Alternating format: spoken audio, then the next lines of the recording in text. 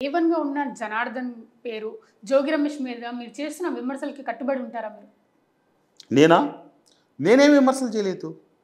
నేనేమి ఇప్పుడు ఒక మర్డర్ జరిగింది. లేకపోతే ఒక కల్తీ ఆయిల్ అమ్ముతున్నారు ఎవరన్నా. లేకపోతే ఒక పెట్రోల్ బంక్‌లో ఆహ్, బ్ బ్ కల్తీ కలిపిన పెట్రోల్, డీజిల్ అమ్ముతున్నారు. అది కల్తీ అని ఎవరు చెప్పాలి? సంబంధిత ఇప్పుడు ఒక మర్డర్ జరుగుతుంది. ఆ మర్డర్ చేసింది ఎవరు అని ఎవరు చెప్పాలి? కన్సర్న్ డిపార్ట్మెంట్ చెప్పాలి. Excise department. వాళ్ళు ఎంక్వైరీ చేయాలి. దాంట్లో ఏముంది అంటే అన్ని వివరాలు చెప్పాలి. కానీ ఏవీ లేకుండానే జోగి రమేష్ వచ్చి పూసుకొని ఎగబడి అక్కడికెళ్ళి అక్కడ మీడియా ఇంత మీడియాలు ఉన్నాయి కదా! ఇప్పుడు ఆర్టీవీలో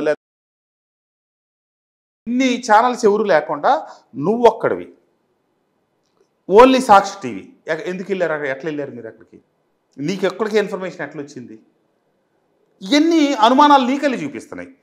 23 నేను అతను చెప్పిన వీడియోలో 23 కలిశాడని చెప్పారు. మరి దానికి నువ్వు సమాధానం చెప్పట్లా. డొంక తిరుగుడుగా చెప్తున్నావు. దాచిపెట్టి చెప్తా ఉన్నావు.